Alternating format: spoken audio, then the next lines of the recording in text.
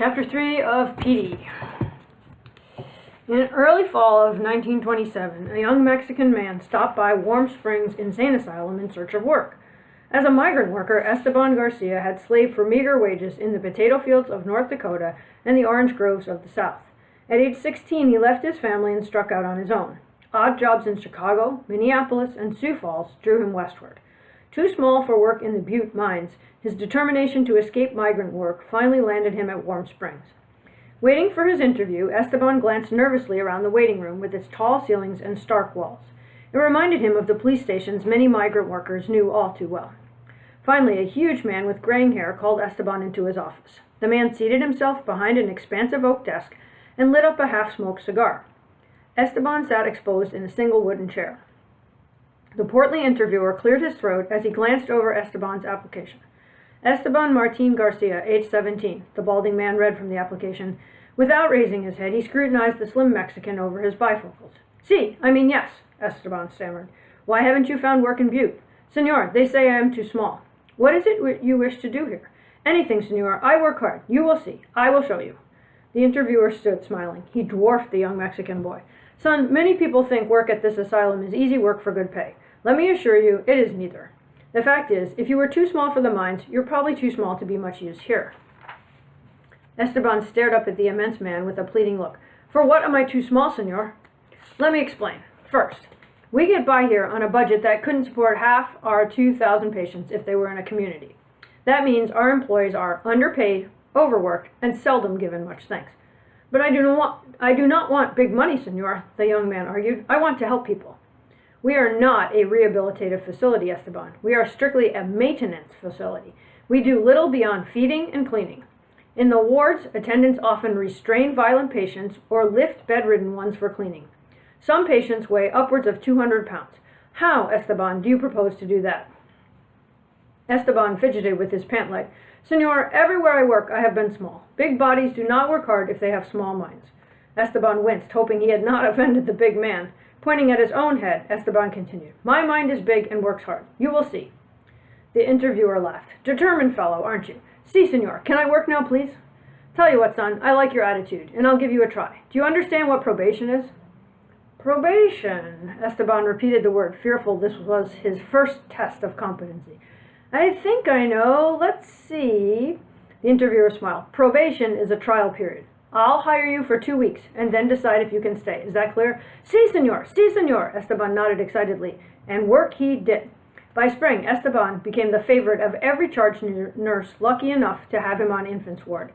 Every day after a shift, Esteban walked around the ward saying goodbye to each child. He always stopped longer at Petey's crib. Leaning on the worn top rail of the crib, Esteban talked to Petey as he would a normal child. Before long, Petey's face broke into a smile whenever Esteban approached. Petey had outgrown infant's ward a couple of years before, but remained even as an 8-year-old because the ward suited his care better.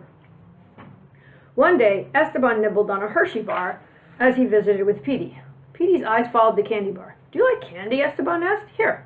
He broke off a little piece and placed it in Petey's gaping mouth.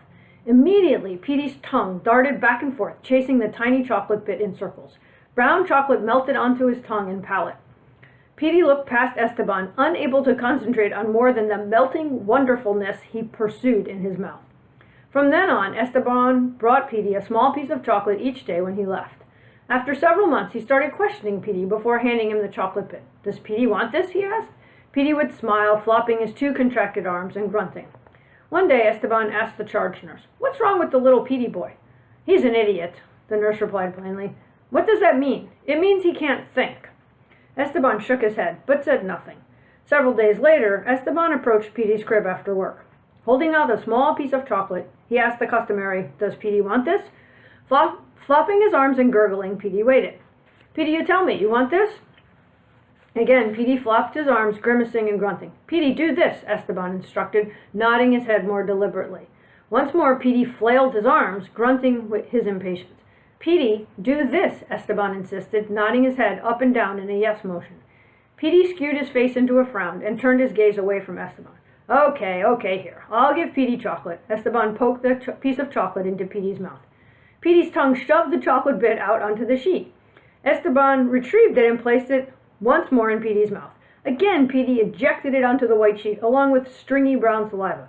If Petey doesn't like chocolate, I won't bring any. Esteban turned and walked away. Stopping by the door, he looked back toward Petey. Something bothered him terribly about this child, but he didn't know what. That night, a light from the nurse's station, a glassed-off room at one end of the ward, cast a dim glow across the darkened rows of white cribs. Except for an occasional whimper or cough, the children slept soundly. Down on the south end, in the center crib, one child remained awake. Looking up into the darkness, Petey struggled and fought with his body. Black shadows hid the up and down jerking of his face. The following day, as Esteban left the ward at the end of his shift, he stopped by, without chocolate, to say goodbye to Petey. Before Esteban could speak, Petey grunted and jerked his head up and down in an unmistakable yes. Esteban stared. "Madre de Cristo," he muttered. "Petey, you wait, I'll get chocolate." Running as fast as he could to the nurse's station, Esteban grabbed the chocolate bar from the concession box. Depositing the usual 2 cents in the can, he ran back to Petey's crib. "Today, Petey, you get the whole bar," he announced. Petey grinned as if his face had cracked in half. Grunting and flapping his arms like wings, he jerked his head forward and back again and again in a gesture of triumph. Several weeks later, Esteban brought the charge nurse to Petey's bedside. "I have something to show you," he said. The nurse watched as the little idiot in bed, number 6, grunted and gestured for chocolate. "Esteban, is this what you brought me here to see?" she asked accusingly. "What you're seeing is merely conditioned behavior. Even idiots can be conditioned with bits of food.